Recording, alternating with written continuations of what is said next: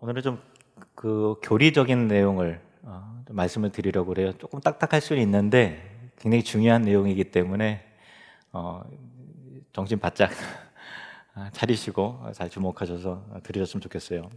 스데반은 지금 사내들인 법정에 서 있고요. 변론할 기회를 얻어서 설교를 했는데 그 설교를 들은 그 회중들이, 유대인들이 마음에 찔림은 있었어요. 그런데 오히려 분한 마음으로 이를 갈았죠. 스데반의 설교는 정확하게 하는 것은 이제 변증이고 변론이죠. 근데 설교는 그 성경 곧 이스라엘 역사 속에서 나타난 사실에 대한 부분이었기 때문에 다 옳은 내용이었죠. 그렇기 때문에 그들이 뭐라고 반박할 그 내용이 사실 없었어요. 그리고 그들의 종교법으로도 성경에 있는 내용을 그대로 얘기했기 때문에 처벌할 만한 근거도 사실 없었고, 그래서 이를 갈았던 거예요. 불안데 뭐 어떻게 할 수는 없고, 그러니까 이를 뿌득뿌득 갈았는데, 그러나 그들이 스데반을 돌로 치게 되는 결정적인 것은요, 사실은 그 설교 때문에 그런 건 아니었고요. 바로 이것이었습니다. 55절 56절 말씀 보시면,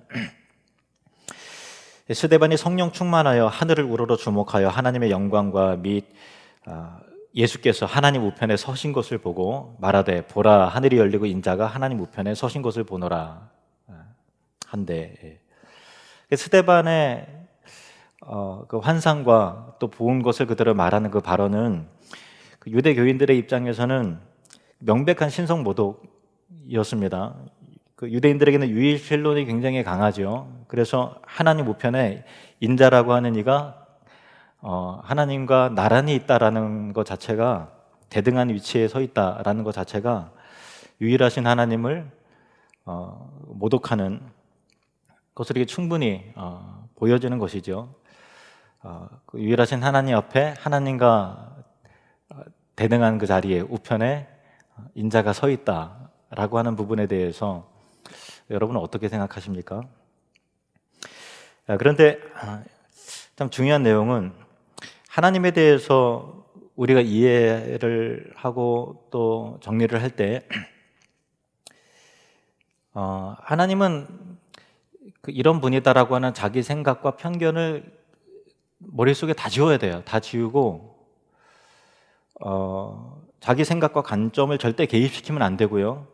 성경이 계시하는 대로만 하나님을 믿어야 돼요. 믿습니까? 성경이 말하는 대로, 말하는 그대로, 성경이 어떤 나에는 내가 정의하는, 내 생각엔 하나님 이런 분이야, 그런 거는 아무런 소용이 없고요. 성경이 계시하는 대로만 하나님을 믿어야 돼요. 우리 같이 한번 가족분들 저를 따라해 보시겠습니다. 나는 성경이 말하는 대로 하나님을 믿겠습니다. 선서하시면서 나는 성경이 말하는 대로 하나님을 믿겠습니다. 그렇게 꼭 하셔야 돼요. 그게 제일 중요해요. 계시, 하나님, 성경이 곧 계시잖아요. 계시를 의존해서 우리가 하나님에 관해서, 우리 인간에 대해서 알아가는 것이 바른 성경적 지식이죠. 가르침입니다. 성경이 하나님이 유일하신 하나님이라고 말하죠. 하나님의 유일성에 대해서 말하고 있는데, 유일하신 하나님이심을 말할 때는요, 하나님과 같은 신이 없다, 하나님 외에 이 세상의 모든 신은 존재하지 않는다라고 하는 개념이에요. 그러니까 하나님이, 유일하신 하나님을, 하나님의 존재가 단일하신 분, 그분의 위격과 존재가 한 분으로 존재하는 분이라는 것을 말하지 않아요, 성경은요. 그래서 성경적이지가 않아요. 그래서 여기에 이제 위격, 신격 하는 단어는 좀 여러분에게 낯설 건데요, 우리 사람을 인격이라 그러잖아요. 인격이, 우리 각각의, 저의 인격이 있고 제 아내의 인격이 있고, 독립된 개체잖아요. 독립된 존재고 각각의 인격이 있잖아요. 근데 하나님은 신이시기 때문에 감히 인격이라고 하기가 좀 그런 거예요. 그러니까 신격 혹은 또 위격이라고 표현을 하는 것입니다. 초기 기독교 신학자 중에 터툴리안이라고 하는 분이 제일 처음에 사용했던 그 신학적인 표현인데, 하나님은 처음부터 자기 자신을 드러내실 때 우리라고 하는 이 1인칭 복수로서 자기 자신을 알리셨어요. 성경이 말하는 대로만 믿어야 된다 그렇게 말씀드립니다. 창세기 1장 26절 말씀 보시면 같이 읽을까요? 시작. 하나님이 이르시되 우리의 형상을 따라 우리의 모양대로 우리가 사람을 만들고 그들로 바다의 물고기와 하늘의 새와 가축과 온 땅과 땅에 기는 모든 것을 다스리게 하자 하시고, 우리가 이제 성경을 읽을 때요, 하나님은 유일하신 하나님은 한 분이셔라고 하는 것이 너무 확고하다 보니까 우리라고 하는 단어가 눈에 들어올 때는 그냥 이제 그거를 우리라고 하는 단어 굉장히 중요한 단어인데 아니겠거니 하고서 그냥 넘어가려는 경향이 있어요. 우리 정서적으로 이게 자꾸만 하나님 한 분이신 게 너무 강하다 보니까 그런 건데, 하나님은 자기 자신을 우리라고 이렇게 복수의 개념으로 드러내셨죠. 창세기 11장에 보면 바벨탑 사건이 있는데요, 거기서도 하나님께서 이렇게 말씀하십니다. 자, 우리가 내려가서 거기서 그들의 언어를 혼잡하게 하여 그들이 서로 알아듣지 못하게 하자 하시고, 또 이사야서에 보면은 이사야 선지자를 이제 부르실 때 나오는 말씀이에요. 내가 또 주의 목소리를 들으니 주께서 이르시되 내가 누구를 보내며 누가 우리를 위하여 갈고, 그때 내가 이르되, 이사야 선지자입니다. 내가 이르되 내가 여기 있나이다. 나를 보내소서 하였더니. 그러니까 하나님은 분명히 유일하신 하나님이요 한 분이시지만 그분의 존재와 위격이 단일하신 분이 아니며 삼위일체로서 존재하시는 분이다. 그것이 성경에서 말하는 하나님에 대한 존재론적 개념입니다. 이 성명이 충분히 이해되진 않으실 거예요. 그래도 그냥 넘어가겠습니다. 어차피 우리는 하나님을 온전히 이해할 수는 없어요. 우리 인간이 하나님을 온전히 이해했다라고 하면 그 이해된 대상은 하나님이 아니겠죠. 그죠? 예. 또한 구약에서 하나님이 사람의 모습으로 나타나실 때가 있어요. 아브라함에게 이렇게 나타나셨습니다. 창세기 18장 1절 2절 말씀 보시면 여호와께서 마므레의 상수리 나무들이 있는 곳에서 아브라함에게 나타나시니라. 날이 뜨거울 때 그가 장막문에 앉아 있다가 눈을 들어본즉 사람 셋이 맞은편에 서 있는지라. 그가 그들을 보자 곧 장막문에서 달려나가 영접하며 몸을 땅에 굽혀. 1절에 보면은 누가 나타났다고 돼 있나요? 여호와께서 나타나셨다 이렇게 돼 있죠. 근데 2절에 보면은 아브라함의 시야에서는 누가 들어온 거예요? 눈을 들어본 중 누가 있어요? 사람 셋. 그죠? 근데 우리가 이미 성경에 하나님이 성육신 하셔서 사람으로 나타나신 부분이 분명히 있는데도 불구하고 너무 자기 생각이 확고한 나머지 그냥 대충 넘어가요. 그죠? 하나님이 아브라함에게 사람으로 나타나셨구나. 이게 있는데도 불구하고 그냥 우리의 자기 생각이 너무 뚜렷해갖고 그냥 대충 그냥 이렇게 무슨 동화 이야기처럼 그냥 지나가 버리는 게 문제죠. 아브라함에게 방문한 사람 셋 가운데서 두 사람은 천사고요. 한 사람은 하나님이세요. 한 하나님이신데 아브라함과 대화를 하고 나서 소돔과 고모라의 심판에 대한 심판에 대한 내용을 이야기하시다가 그 세 사람 가운데 천사 둘은 소돔과 고모라를 향해서 가고 한 사람만 아브라함과 함께 남아 있어요. 이 부분에 대해서 성경은 이렇게 말하고 있어요. 창세기 18장 22절 말씀 보시면 창세기 18장 22절 그 사람들은 거기서 떠나 소돔으로 향하여 가고, 두 천사를 말하는 것입니다.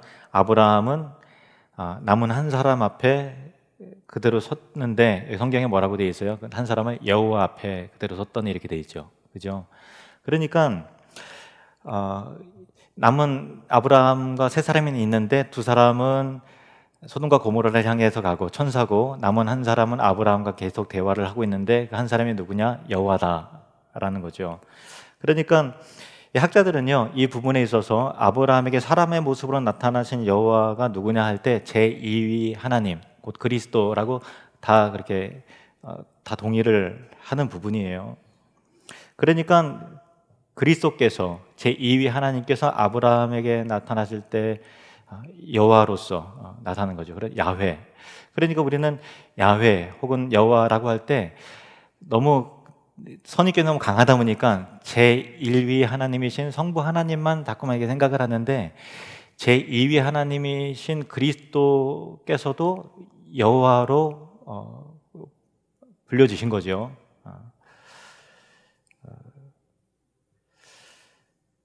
시편 2편에 보면 지금 금방 말씀드린 것은 여호와가 그리스도구나, 그 얘기는 아닙니다. 여호와는 하나님 자체를 가리키는데 하나님께서 삼 위로 계시기 때문에 그리스도께서도 포함이 된다, 그 말씀인 거예요.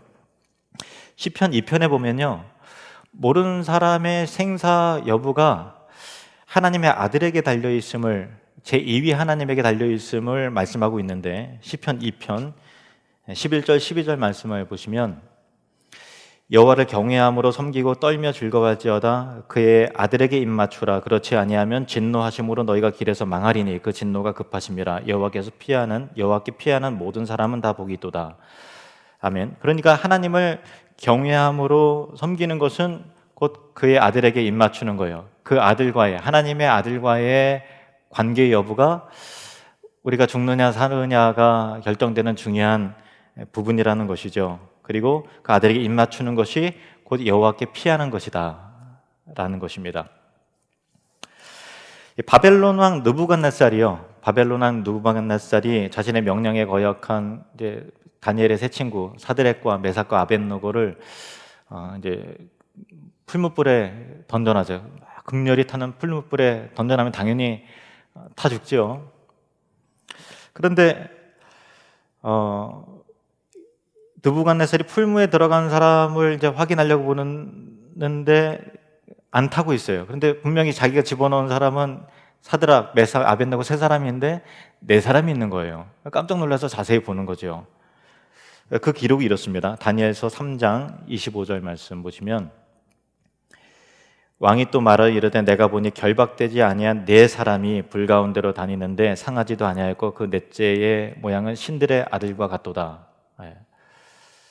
그러니까 느부갓네살이 본 사람은 분명히 사람인데 신성 있는 신들의 아들 같다. 신들이라는 것은 느부갓네살이 이방신을 섬기는 다신론자다 보니까 자기의 관점에서 신성을 가진 그 자를 신들의 아들이라 표현한 거고, 신성이 있는, 사람이지만 신성이 있는, 신이지만 신의 아들과 같은 그런 모습을 본 것이죠.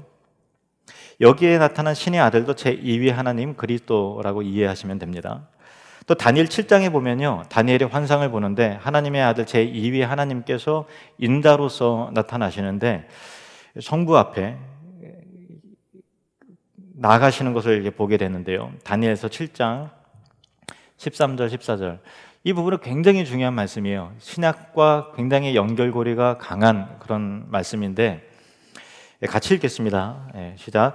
내가 또 밤 환상 중에 보니 인자 같은 이가 하늘 구름을 타고 와서 옛적부터 항상 계신 이에게 나아가 그 앞으로 인도되매 그에게 권세와 영광과 나라를 주고 모든 백성과 나라들과 다른 언어를 말하는 모든 자들이 그를 섬기게 하였으니 그의 권세는 소멸되지 아니하는 영원한 권세요 그의 나라는 멸망하지 아니할 것이니라.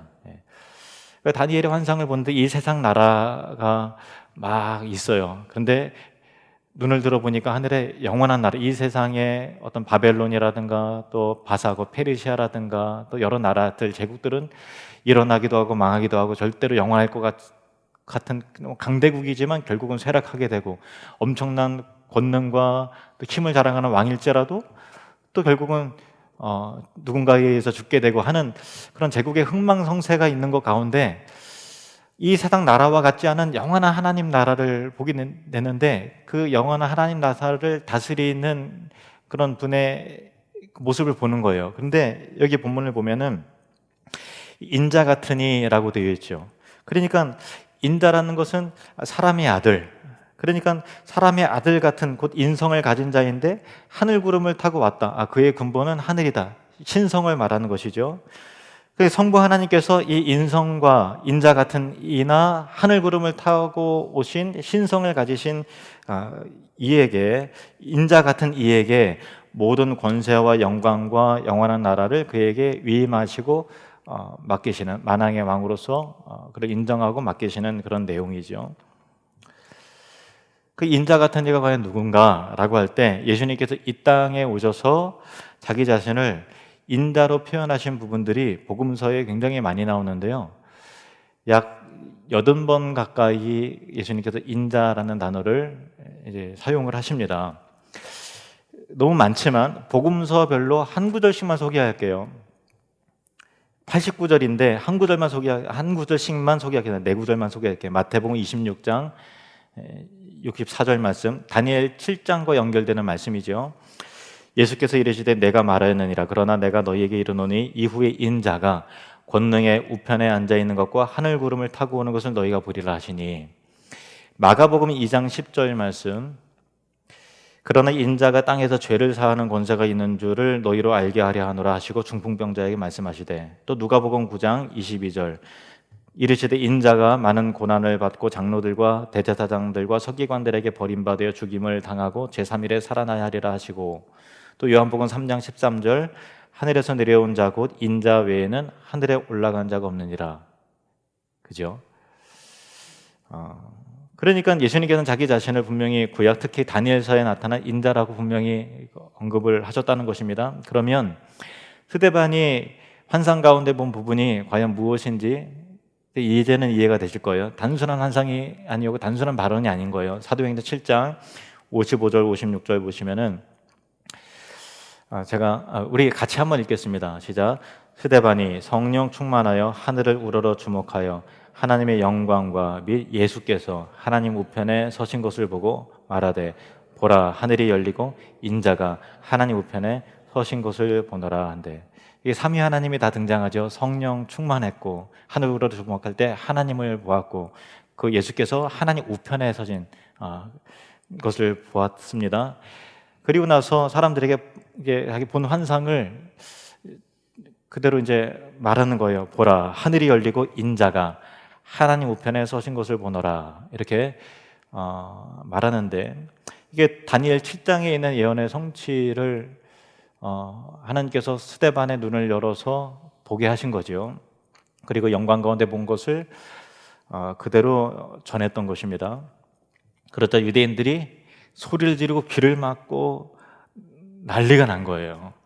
그게 막 달려 들어가서 성 밖으로 끌어내서 이제 돌로 친 거예요. 그러니까 그의 설교 때문에 막 화가 나고 어떨 줄 몰랐는데, 다 맞는 얘기를 하고 성경에 있는 얘기만 한 거니까 화는 났는데 좀 뭐라고 해야 할 명분은 없고, 그런 가운데서 그가 환상 가운데 본 거를 이야기했을 때 그들이 이제 너 딱 걸렸어 이러면서 명백한 신성모독이다, 하나님과 대등한 누군가 인자가 하나님 우편에 서신 것을 봐, 이러면서 이제 돌로 치기 시작한 그런 거죠. 근데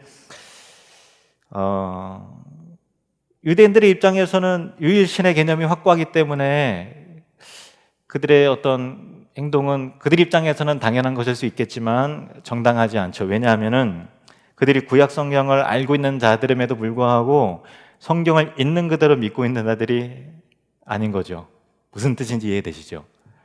성경은 하나님을 처음부터 우리라고 표현하셨고, 아브라함에게도 우리는 아브라함의 자손이다라고 그렇게 이야기하는데 아브라함에게 인간으로서 나타나신 하나님이 이미 있고, 그들이 율법을 좋아하는 건 모세에게 너희들 형제들 가운데 나와 같은 선지자를 하나를 세워야 되는데 그 선지자의 그 말을 너희는 들어야 할지니라 라고 성경 전역에 그리스도에 대한 이해안이 부지기수로 많고, 다니엘서에 그렇게 인자 같은 이가 하나님의 자리에 구름 타고 하나님 앞에 서셔서 모든 권세와 영광을 다 위임받으시는 것들이 또한 그들도 다 알고 있는 내용이고, 알고 있는 내용을 스데반이 말했음에도 불구하고 그들이 갖고 있는 그 유일신의 개념에 자기 생각을 성경을 있는 그대로 받아들이지 않고, 성경에서 말한 하나님 그대로 바라지 않고 자기의 편견과 자기의 생각과 주관에 꽉 막혀 있는 거예요. 그러니까 그런 반응을 보이는 거죠. 그런데 이게 많은 사람들이요, 당시 유대인들처럼 예수님을 이해하고 당시 유대인들처럼 하나님에 대한 생각을 갖고 있는 사람들이 교회 안에도 굉장히 많아요. 의외로 굉장히 많습니다. 어떤 오해를 하는가 하면은 예수 그리스도를 믿는다고 하지만, 그래도 그래도 인간이 어떻게 하나님일 수 있는가? 하나님은 믿겠지만 그래도 예수님의 어떤 신성이라든가 또 어떤 그 부활하셨다라는 그 기록이라든가 또 경험적으로 상식적으로 야 어떻게 그럴 수 있겠는가라고 하는 부분에 있어서 인간이 어떻게 하나님일 수 있는가 이렇게 생각하면서 믿는다고 하지만 제대로 믿지 않고 자기 생각대로 믿는 사람들이 굉장히 많다는 거예요. 많아요. 그런데 여러분 그거 아셔야 돼요. 질문부터 잘못됐어요. 인간이 어떻게 하나님일 수 있는가라고 할 때 성경은 인간이 하나님이 되었다라는 말 자체가 없어요. 하나님이 인간이 되신 거죠. 그렇지 않습니까? 하나님이 인간이 되셨죠. 하나님이니까 하실 수 있는 거예요. 하나님이 뭘 못하세요? 말씀을 이 세상을 창조하시고 하신 분이 하나님이 인간이 되신 거예요. 우리 인간을 구원하시기 위해서 우리와 대화하시기 위해서 인간에게 자기 자신을 설명하고 납득시키기 위해서 기꺼이 낮아지신 하나님으로 나타나신 것이죠. 우리를 대신하기 위해서 성육신 하심으로 인간으로 오셨다고 말하는 거죠. 인간이 하나님이 된 게 아니라 하나님이 인간으로 오셨는데 우리는 자꾸만 우리의 생각과 우리의 자기 고집과 자기 판단을 자꾸만 이게 벗어나지 못해요. 성경이 말하는 하나님을 그대로 인식하지 않고 자기 생각에 당시에 예수님을 핍박하고 초대교회를 핍박했던 유대인들과 같은 그러한 고집을 부리고 있는 신자들이 교회 안에도 굉장히 많다는 것입니다. 그러나 여러분, 여러분의 편견과 여러분의 생각을 다 내려놓고 성경이 말하는 하나님을 있는 그대로 믿고 받아들이는 게 신앙이에요. 여러분이 알고 있었던 하나님, 여러분의 자기 생각인 거예요. 자기 고정관념인 거예요. 하나님은 마땅히 이래야 돼 라고 하는 자기의 근거인 거죠. 그게 신앙인가요? 그렇지 않아요. 하나님께서 성경을 통해서 계시하신 그대로 말씀 그대로 믿는 것을 신앙이라고 하고 그것이 바른 신앙인 것이죠. 그래서 예수님이 자기 자신을 일컬어 하늘에서 내려온 인자라고 말씀하시는데 요한복음 3장 13절 말씀 보시면 하늘에서 내려온 자 곧 인자 외에는 하늘에 올라간 자가 없느니라. 자 보세요.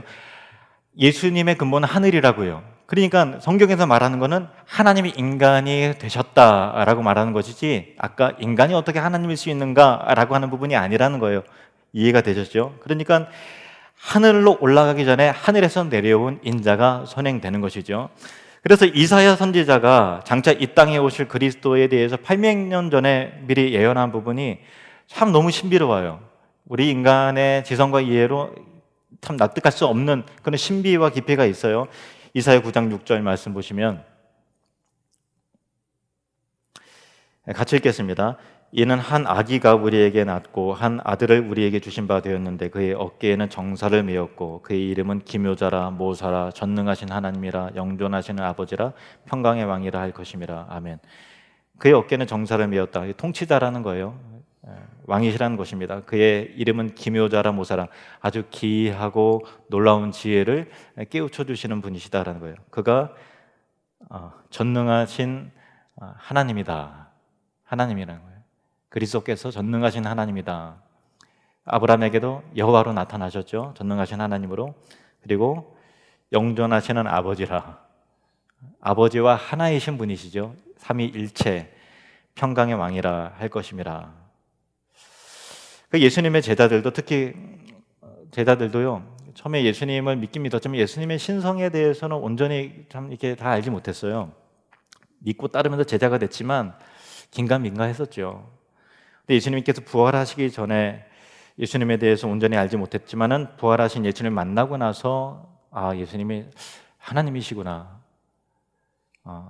그러니까 그리스도라고 하는 그 개념에 대해서 알고 있었지만 그리스도를 그냥 어떤 그 인간 중에 그냥 한 사람 정도로 그냥 선지자 중에 탁월한 선지자 그런 개념으로만 유대인의 어떤 그 그리스도의 메시아적인 개념에서 벗어나지 못했어요. 근데 예수께서 부활하시고 나서 비로소 이렇게 고백하는 겁니다. 특히 도마의 고백을 보시면 요한복음 20장 28절 부활하신 예수님 만나고 나서 도마가 이렇게 고백합니다. 같이 읽겠습니다. 시작. 도마가 대답하여 이르되 나의 주님이시요 나의 하나님이시니이다. 나의 주님이시요 나의 하나님이시니이다. 예수님의 제자 요한 사도가 나이가 들어서 반모섬에 갇힙니다. 그러니까 환상 가운데 예수님을 만나는데, 예수님 만날 때 3년 동안 그토록 예수님을 따라다니면서 예수님이 요한을 특히 사랑해서 예수님의 사랑하는 제자 그의 품에 놓이고 이렇게 참 이렇게 예수님께서 잘 안아주시고 가까이 대하신 요한인데, 근데 요한이 반모섬에서 만난 예수님은요, 자기가 갈릴리에서 그토록 친근하고 품에 안겼던 그 예수님이 아니었어요. 신성과 위엄으로 가득한 만왕의 왕이시여 주권자이신 그 예수님을 보는 거죠. 요한계시록 1장 12절부터 19절을 제가 읽겠습니다. 몸을 돌이켜, 요한입니다. 나에게 말한 음성을 알아보려고 돌이킬 때에 7 금촛대를 보았는데 촛대 사이에 인자 같은 이가 돼 있죠. 그 다니엘서 7장과 연결이 되는 부분입니다. 인자 같은 이가 발에 끌리는 옷을 입고, 예수님이 발에 끌리는 옷을 입은 분은 이제 성경에 보면 대제사장이 그런 의복을 입습니다. 예수님이 대제사장이라는 의미고요. 가슴에 금띠를 띠고 그가 왕이시다라고 하는 의미입니다. 그의 머리와 털의 희기가 흰 양털 같고 눈 같으며, 예수님의 머리털이 양털같이 흰 눈같이 희다. 백발은 노인의 상징이죠. 그러니까 예수님께서 이 부분은 태초부터 계신 영원하신 하나님이시다 라는 부분을 말하는 것입니다. 그의 눈은 불꽃 같고 전지하시는 것을, 모든 것을 감찰하시는 하나님이시라는 것을 말하고요. 15절에 그의 발은 풀무불에 단련한 빛난 주석 같고 강하고 순결한 정복자, 심판자를 말하는 거고요. 그의 음성은 많은 물소리와 같으며, 많은 물 하면 조금 이해하기 어렵지만 엄청난 어떤 분이요, 나이아가라 폭포 앞에 딱 섰을 때 이 많은 물소리가 뭔지 그때 비로소 엄청난 압도되는 그 소리에, 야, 이 요한계시록의 많은 물소리가 이런 의미였구나 비로소 깨달았다 그래요. 예수님의 신성과 그 말씀의 권위를 말하는, 하나님의 말씀이다라고 하는 권위를 뜻하는 그런 것입니다. 16절에 그의 오른손에 7 별이 있고, 교회 주관자를 이심을 말하는 거예요. 그의 입에 좌우에 날선 검이 나오고, 공의의 심판자이시고 진리의 말씀이심을 말하는 거고요. 그 얼굴은 해가 힘있게 비치는 것 같더라. 예수님의 신성, 승리의 메시아이심을 말합니다. 17절에 내가 볼 때에 그 발 앞에 엎드러져 죽은 자 같이 되매, 그러니까 자기가 보통 알고 있었던 그 예수님이 아닌 거예요. 그가 오른손을 내게 얹고 이르시되 두려워하지 말라. 나는 처음이요 마지막이니 곧 살아있는 자라. 내가 전에 죽었었노라. 볼지어다 이제 세세토록 살아있어 사망과 음부의 열쇠를 가졌노니 그러므로 내가 본 것과 지금 있는 일과 장차 될 일을 기록하라. 이렇게 요한계시록이 시작이 되죠. 예수 그리스도께서 알려주신 그 계시의 말씀. 스데반이요, 하나님의 영광과 그의 우편에 서신 그 인자 같으신, 인자이신 예수님을 보는 거죠. 하나님과 동등이신 그리스도, 모든 주권과 왕권과 모든 권세를 받으신 왕이신 예수 그리스도, 우리의 영원한 대제사장이시며 만왕의 왕이시고 진리의 심판자이신, 승리의 메시아신, 전지하시고 전능하신 하나님이신 그 인자이신 주님을 보는 거예요. 그 예수님을 우리가 믿는다는 것은, 우리가 여러분이 예수님을 믿는다는 것은 2000년 전에 계신 성품 좋고 인자하신 참 위대한 스승이시고 성인 중에 한 사람이 그 예수를 믿는 게 아니에요. 그 예수님을 믿는다는 것은 하나님이신 예수님을 믿는다는 거예요. 우리의 구원자이신 예수님을 믿는 거죠. 그러면 그 하나님 보좌 우편에 계신 그 예수님을 믿는다는 것은 이제 지식적인, 신학적인, 교리적인 것을 쭉 말씀을 드렸는데, 그것은 이제 우리가 머릿속에 이제 들어왔죠. 그 믿음을 고백하면 과연 그 삶이, 그 인격과 내용이 그 예수를 믿는다는 것을 어떻게 변화가 되느냐, 어떤 열매를 맺게 되느냐라고 하는 것을 우리가 살펴봐야 되는데, 스데반이 죽는 모습을 보면 아, 이거구나라는 것을 정말 알게 되는 교훈이 있는 것이죠. 사도행전 7장 59절 말씀을 보시면 세 가지 교훈을 찾습니다. 세 가지 교훈을 말씀을 드릴게요. 59절을 같이 읽겠습니다. 시작. 그들이 돌로 스데반을 치니 스데반이 부르짖어 이르되 주 예수여 내 영혼을 받으시옵소서 하고, 부르짖어 주 예수여 이렇게 되죠. 첫 번째 교훈은 뭐냐면, 따라합시다. 우리에게는 부를 수 있는 이름이 있다. 스데반은 지금 가장 곤란하고 억울하고 답답한 순간이었을 거예요, 인간적으로 볼 때. 그런데 그때 스데반은 예수님의 이름을 찾고 불렀죠. 우리의 삶에서 모든 위협이 나를 둘러싸고 있는 그 순간에 여러분에게는 부를 수 있는 이름이 있다라는 것을 꼭 기억을 하십시오. 스데반은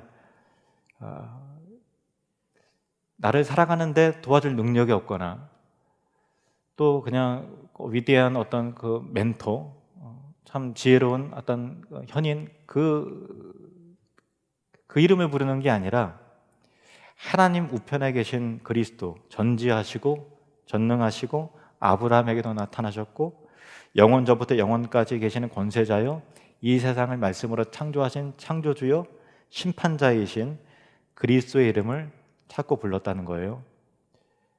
그게 중요하죠. 여러분이 믿는 그분이 누구신가 라는 거죠. 로마서 10장 13절 말씀 함께 있습니다. 누구든지 주의 이름을 부르는 자는 구원을 받으리라. 한 번 더, 누구든지 주의 이름을 부르는 자는 구원을 받으리라. 아멘. 두 번째 교훈입니다. 사도행전 7장 59절 다시 한번 보시면, 그들이 돌로 스데반을 치니 스데반이 부르짖어 이르되 주 예수여, 이 부분을 같이 빨간 글씨 같이 읽겠습니다. 시작. 내 영혼을 받으시옵소서.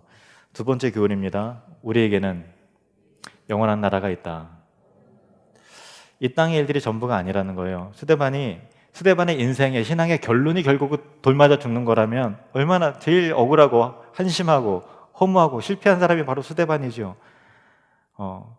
집사직분 받고 별로 일한 것도 없이 바로 돌 맞아 죽을 것 같으면 참 가장 억울하죠. 주를 위해서 충성했더니, 소신대로 하나님의 말씀 전했더니 돌 맞아 죽는 그것이 결론이라면 예수 믿는 자가 제일 억울하죠. 그러나 우리는 이 세상의 일들과 죽음이 우리 인생의 종착점도 아니고 결론이 아니라는 것을 우리는 알고 있습니다. 예수님 말씀하셨습니다. 마태복음 5장 11절 12절 말씀 시작. 나로 말미암아 너희를 욕하고 박해하고 거짓으로 너희를 거슬러 모든 악한 말을 할 때에는 너희에게 복이 있나니 기뻐하고 즐거워하라. 하늘에서 너희의 상이 큼이라. 아멘. 12절 다시요. 시작. 기뻐하고 즐거워하라. 하늘에서 너희의 상이 큼이라. 스데반이 지금 이러고 있는 거예요. 영원한 것을 보는 거죠. 훨씬 가치 있고 영원한 것을. 영원한 것에 비하면 우리의 삶은 아직 시작도 안 한 거예요. 그죠? 세 번째 교훈입니다. 마지막 교훈인데 60절 말씀입니다. 60절 시작. 무릎을 꿇고 크게 불러 이르되 주여 이 죄를 그들에게 돌리지 마옵소서. 이 말을 하고 자니라. 주여 이 죄를 그들에게 돌리지 마옵소서. 세 번째 교훈 따라합시다. 우리에게는 용서할 수 있는 능력이 있다. 이 죄를 그들에게 돌리지 마옵소서. 어디서 많이 들어보셨죠? 예수님께서 십자가 위에서 하신 말씀이잖아요. 죽어가는 스데반은 어떤 억울함도 분노도 원망도 없어요. 스데반은 예수님의 마음을, 그 인격을 온전히 지금 품고 있는 거예요. 이 말이 진심인 이유는 그냥 뭐 인사성으로 이렇게 하면 좀 훌륭해 보이겠지, 속은 아닌데 그냥 뭐 그렇게 하는 좋은 사람인 것 같이 보이려는 그런 멘트가 아닌 이유는 이 말을 하고 자니라 이렇게 돼 있잖아요. 그러니까 잠든 거죠. 죽었다, 잠들었다라고 하는 것은 분노에 서려서 목숨에 불타고 이런 상황이라면 보통 사람이 눈 뜨고 죽죠. 자니라라고 하는 그 고요한 단어와 안식의 단어를 쓸 수가 없는 상황이잖아요. 그런데 그가 이 말을 하고 자니라 이렇게 돼 있어요. 이런 안식과 평강의 마음이 예수님께서 주시는 용서의 마음을 주셨기 때문에 그런 거죠. 이 죄를 그들에게 돌리지 마옵소서. 누구에게 한 말이냐면은 자신에게 돌을 던지는 사람들에게 하는 거예요.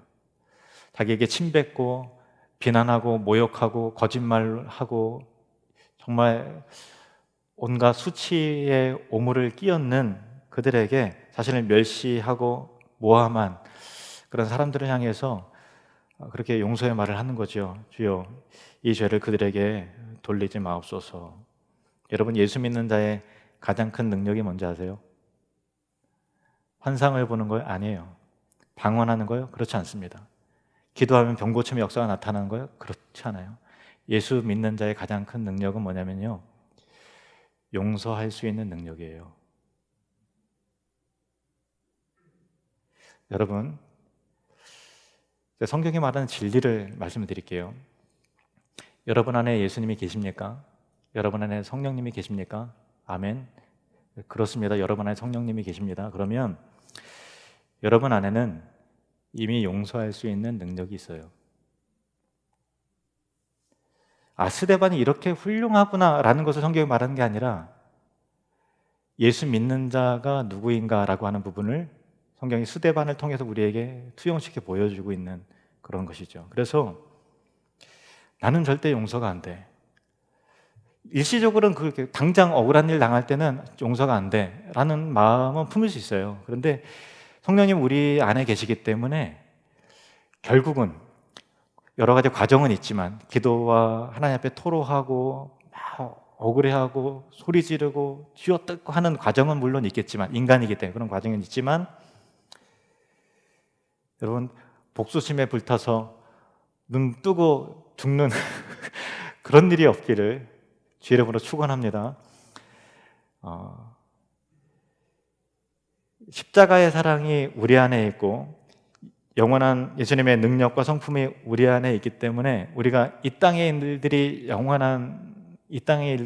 우리에게 영원한 것이 아니고, 나의 모든 억울함은 내가 푸는 것이 아니라 하나님이 풀어주시는 것을 우리가 믿고 있고 알고 있기 때문에 과정과 처음에는 막 미운 마음도 들고 용서가 안 돼 라고 할 수 있지만, 여러분 꼭 믿으셔야 돼요. 여러분 안에는 용서할 수 있는 능력을 우리 하나님이 이미 주셨어요.